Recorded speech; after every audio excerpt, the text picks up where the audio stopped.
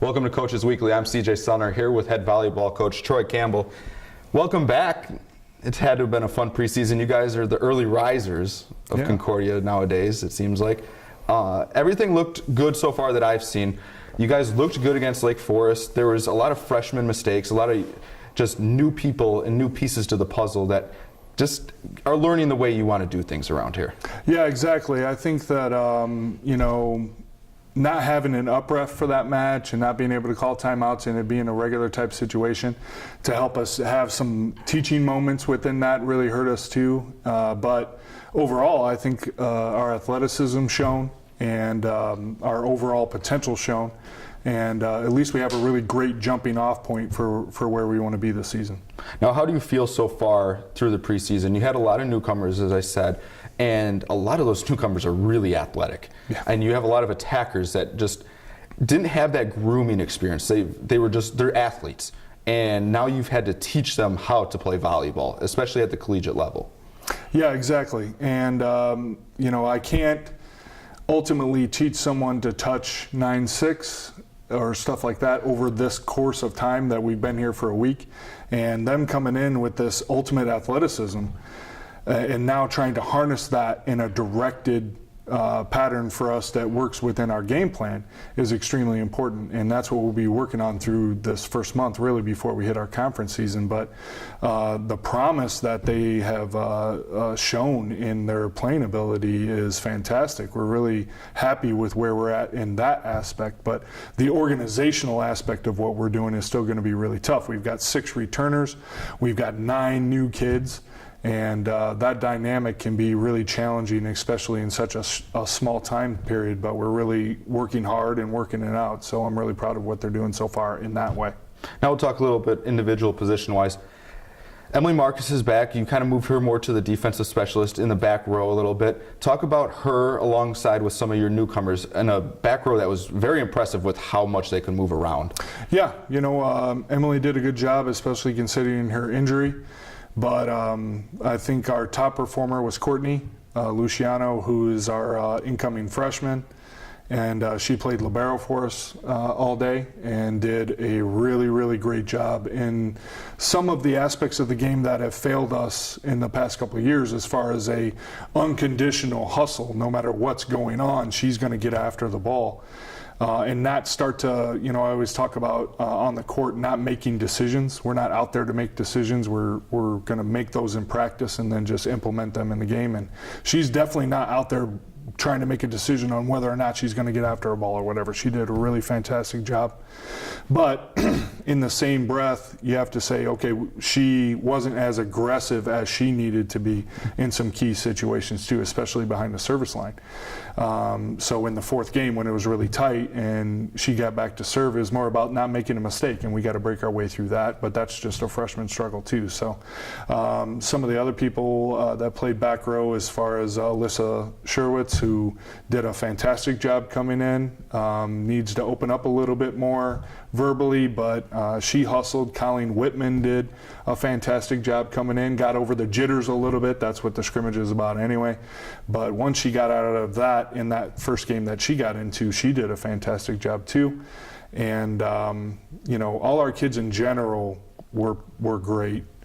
But Mackenzie did a great job. She's our Mackenzie Kelty from Louisville, lefty, did a great job. She struggled a little bit too uncharacteristically because I think she served her first 4 balls out of bounds, and I think potentially she should be one of our best servers. And she just couldn't serve a ball in because she couldn't calm down emotionally and keep those under control. But those are all skills that we'll have to learn before we hit our big-time pressure matches, but I'm sure that we'll be able to do it. Now we got to talk about the rock, really, of this whole group that's always on the floor. Nikki Crowley, she's just fantastic. She was fantastic last year, really close to breaking records for the school in assists, and she also throws that thread in there with her ability to kind of send it over at certain times and really kind of surprise people with her attacking abilities as well. Yeah, her net play is extremely well, let's just say it's the most advanced part of the game for her in relationship to all of our other conference setters. because I don't think there's a more dynamic blocker, and I don't think there's a more dynamic attacker in our conference than Nikki is. And now that she has an opportunity to have a more diversified offense, then I think that those records can really fall for her. And, you know, she's such an athletic kid, works really hard, listens well. She needs to make great decisions when the pressure's on, and she hasn't always had experience with that, even last year. She progressed to making those, and I would reference the Marion match where we were in that 5-game battle with them, and she made some absolutely perfect decisions at the end of that game. And I didn't feed them to her. She was making them on her own. And now that after this week, she's starting to get to know our offensive players a little bit more, and sometimes that setter attacker connection is really difficult to master, and especially for the attacker.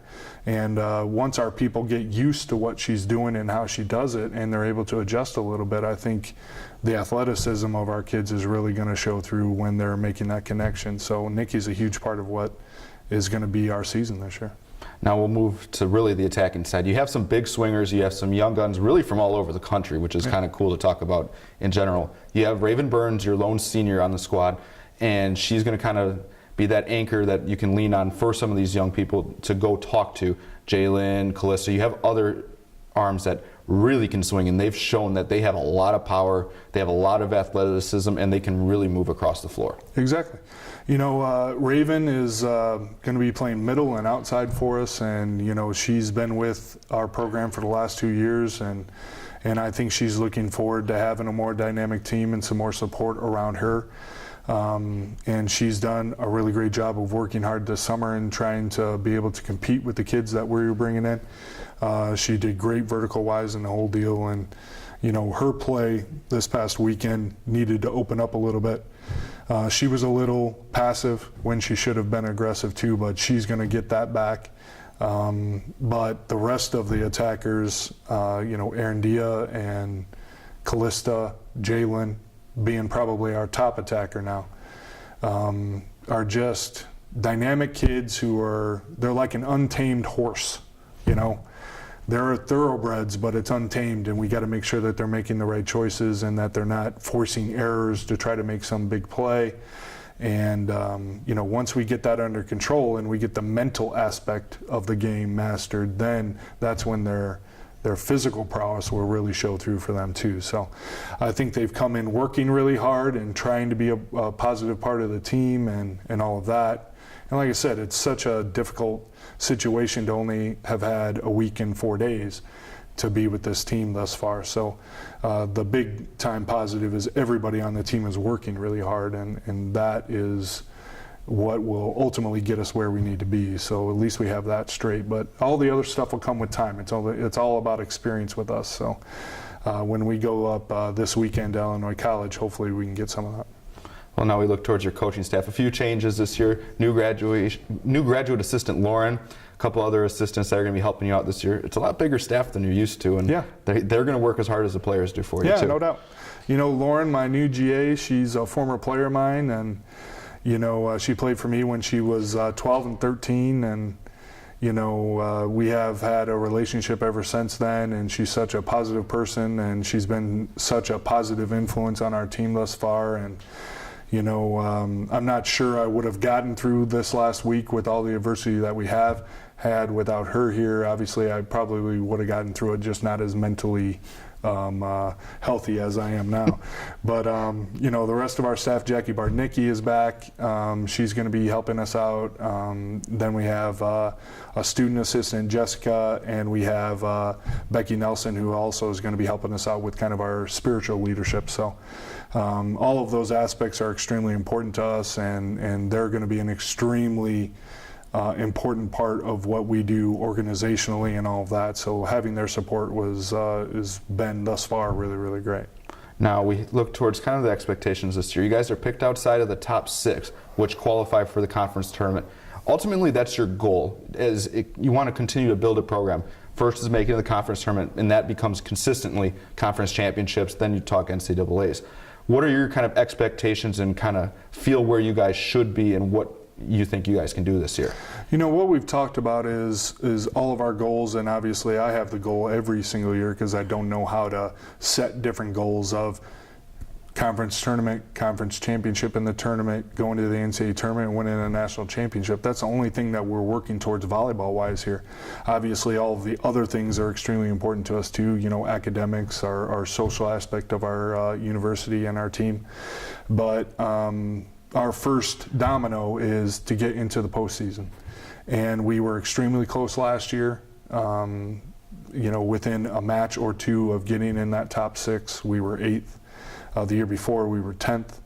And if we continue that trend, obviously we'll be in the postseason tournament. But I'm expecting bigger things out of this team this year. I know that's a lot of pressure for a lot of young kids, but I think that if we do our job as coaches and they continue to work hard and be a more complete and solid team for each other and supporting each other and all of that, that shouldn't be a problem for us. And then we can have that experience of conference tournament because we haven't been there yet. So, and I think it's just like every other aspect of any sport. You know, you don't go to the top immediately. You got to work your way there, and then it's hard to stay at the top. And we're going to make sure that we're doing everything possible to make sure that we get to the top. And then ultimately that'll be the big time pressure for us, because I honestly, conference wide, I think that when you think about they've ranked us preseason number 8, I don't think anybody from our conference is expecting anything different than what we've had in the past. And I think hopefully we can give them a wake up call and we can show what we're going to be capable of doing going forward. Now, you guys had a really cool preseason opportunity with women's soccer. We talked to Chris previously about this. Yeah. Going to Feed My Starving Children, it's different. It's something that breaks up the grind of a preseason, all those 6 a.m. practices, 2-a-days, everything. And it's a chance for your girls to give back, and I think it's a really cool experience for the girls. Oh, yeah. That was my first time at Feed Our Starving Children as well. It was just a different kind of service opportunity because, first of all, I thought our girls, our specific girls and soccer brought great energy to that, and we had a lot of fun doing that, and we fed a lot of kids and all of that stuff.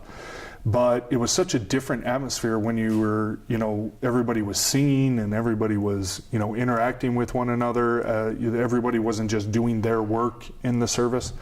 It was just a fantastic spiritual experience for me. Not just, you know, after we left, I said this was a great experience, but it was even greater experience to do it with the people that I care about and love, and to have that with them was the ultimate for me, regardless of how many kids we fed or what was going on. It was just nice to have our kids in that atmosphere, working together and loving each other, and you know, working with women's soccer and working with Chris, who was great all night. Even though I think he you know, we were both doing the same job. We were carrying boxes and they were really heavy, but he wasn't doing as much as I was. So I just want to put that out there. So calling too. out the women's soccer coach. Yeah. Chris was taking breaks here and there. All right. But, you know, the big tough guy was doing the lifting. He was, you know, taking breaks and blah, blah, blah. So don't let him tell you anything different. But it was a lot of fun. I gave him some guff about it, but it was ultimately a very good time. It was a fantastic workout, but I really enjoyed myself and the team did too. And hopefully we can partner up with other teams across the campus too to try to bridge that gap between our sports and have an even tighter connection with the people here on campus that aren't a part of our sport. So, but yeah, that was a fantastic day. Finally, 4-game weekend at Illinois College. How are your expectations going in? What do you kind of expect out of this young core group of volleyball players that you have for the first 4-game weekend of a lot of teams that you don't have much experience as a university taking a part of?